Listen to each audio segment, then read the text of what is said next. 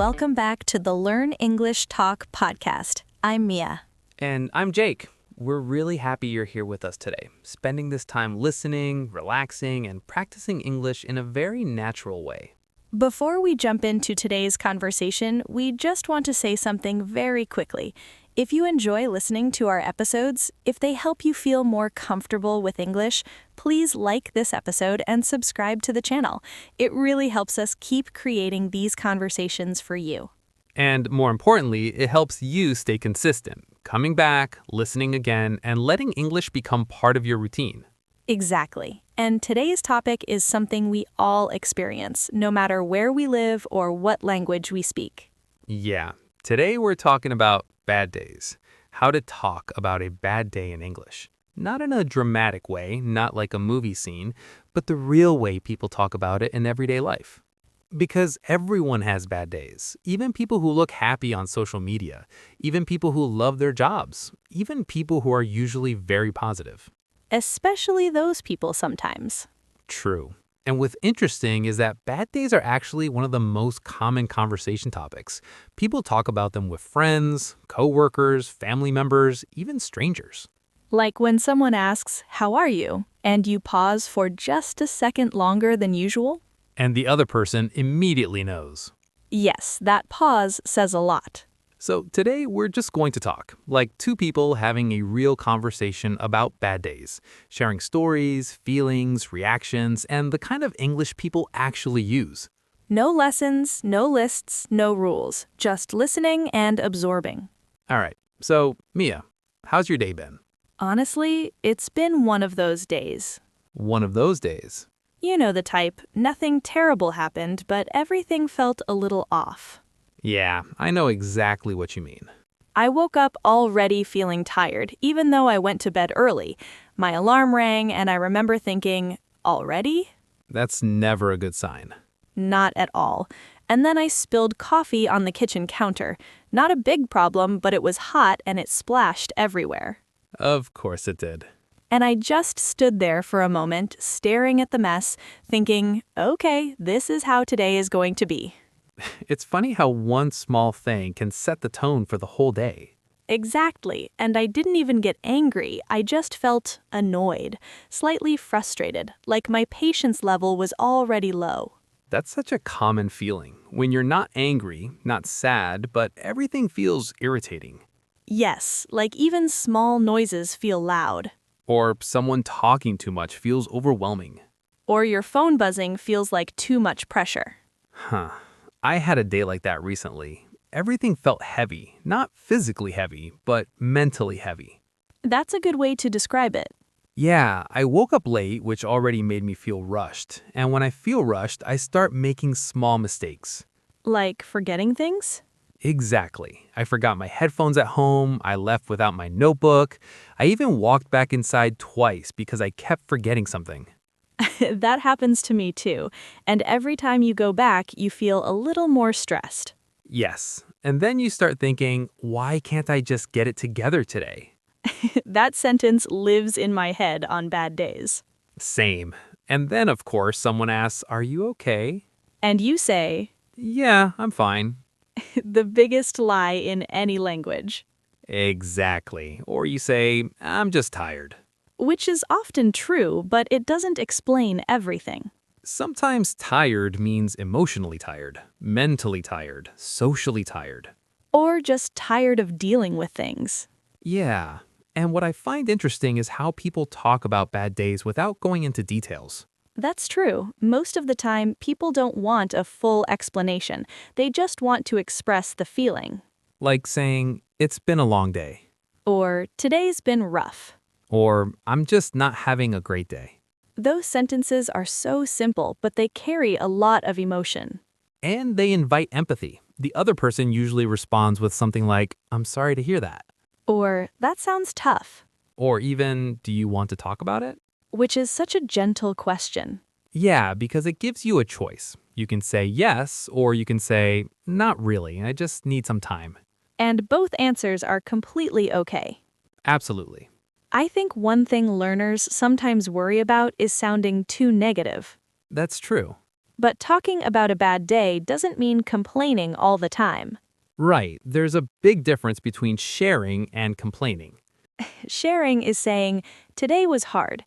Complaining is repeating the same thing again and again without listening to anyone else. We all know someone like that, We do, and sometimes we are that person. especially on really bad days. I remember one bad day from a few years ago that really stayed with me. Oh, yeah? I was a day where everything went wrong at work. Meetings were canceled, then rescheduled, then canceled again.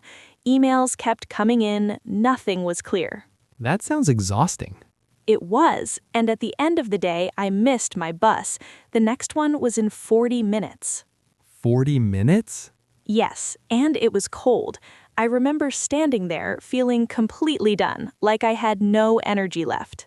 That's the moment when a bad day really hits you. Exactly. And a stranger next to me looked at me and said, "Long day?" Wow. And I laughed, just a small laugh, and I said, "Yeah, really long." And that was it? That was it. We didn't talk more, but that short exchange made me feel a little better. That's such a perfect example of how simple language can connect people. Yes, no details, no drama, just understanding. I had a similar moment once, but in a different situation. I was at a cafe waiting for my order, and they got it wrong. Oh no. Normally, I wouldn't care, but that day, it was like the last straw. The last straw. I remember thinking, of course this happens today. And the barista noticed my face and said, "Rough day?" That phrase again. Yeah, and I said, "You could say that," and we both laughed. Sometimes laughing is the best response. It really is. Not laughing at the problem, but laughing at the situation. It creates distance, like you're stepping back and seeing the day from the outside. Exactly. And humor is very common when people talk about bad days. Yes, even when the day is truly awful, people still find a way to joke about it later. Especially when telling the story afterward. Like, you won't believe what happened to me today. That sentence usually starts a very long story. And the listener is already interested. Because everyone loves those stories. They're relatable. And they make you feel less alone. That's such an important part of talking about bad days. It reminds you that you're human. And that everyone struggles sometimes. Even people who seem confident in English. That's such a good point. Bad days don't disappear when your English improves. No, but your ability to talk about them does. And that can be very comforting. It really can. Being able to say, "I'm not okay today," in another language is powerful. Because it means you can be yourself. Exactly. You don't have to pretend all the time. Do you usually talk about your bad days, Jake, or do you keep them to yourself? It depends. When I was younger, I kept everything to myself. Why do you think that was? I think I didn't want to bother people. I thought my problems weren't important enough. That's a very common feeling. Yeah, but over time, I realized that sharing doesn't mean asking someone to fix everything. Exactly. Sometimes you just want to say it out loud. And hear someone say, "Yeah, that sounds hard." That sentence alone can make a difference. Now, when I have a bad day, I usually tell someone I trust, even if it's just one sentence. Like, today was a lot. Yes, or "I'm not in the best mood today." Those phrases are very natural. And they set expectations. People understand that you might be quieter, slower, or less enthusiastic. That's important. It prevents misunderstandings. Exactly. Instead of someone thinking you're upset with them, they know it's just a bad day. That's such a healthy way to communicate. I'm still learning though. Some days I forget and just say, "I'm fine." We all do. What about you? Do you talk about your bad days? I do now, but I didn't always. I used to think I had to be positive all the time. That can be exhausting. It really is, pretending everything is okay when it's not. And it makes bad days feel even worse. Yes, because you're dealing with the day itself and the pressure to hide it. That's a heavy combination. Now I allow myself to say, I'm having a rough day. And that's it. No explanation required. Exactly. And most people respond with kindness. That's been my experience too. I think people are more understanding than we expect. especially when you're honest in a simple way.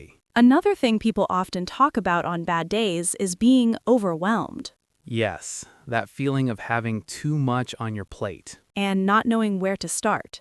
I've said so many times, I'm feeling a bit overwhelmed today. That's such a useful phrase. It explains everything without details. And it doesn't sound dramatic. It sounds real. Exactly. And then there are bad days that don't have a clear reason. Those are sometimes the hardest. When someone asks, "What's wrong?" and you honestly don't know. And you say, I don't know, I'm just not feeling myself. That sentence is so human. It really is, because emotions aren't always logical. And bad days don't always come with a story. Sometimes it's just a mood, Or a mix of little things. or nothing at all. And that's okay. I wish more people understood that. Me too. Another interesting thing is how bad days often end better than they start. That's true. Not always, but often. Sometimes just talking about it helps. Or taking a walk. Or listening to music. Or going to bed early and saying, tomorrow is a new day. That sentence has saved me many times. Me too. And people say it to each other all the time.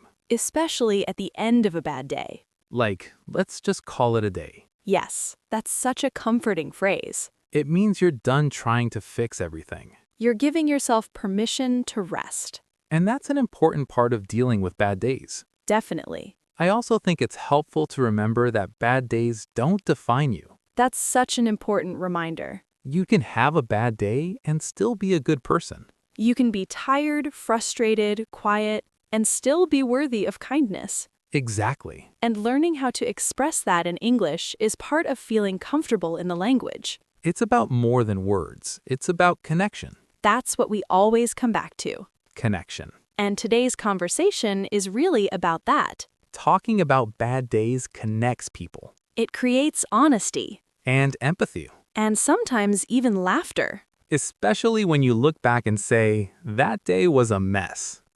But I survived. Exactly. As we start wrapping up today's episode, I just want to say this. Go ahead. If you're listening right now and you're having a bad day, that's okay. It really is. You don't need to be perfect. You don't need to be cheerful. You're allowed to feel what you feel, And you're doing something good by listening and practicing English, even on a bad day. especially on a bad day. And if today wasn't great, tomorrow can be different. Or maybe just a little better. Sometimes that's enough.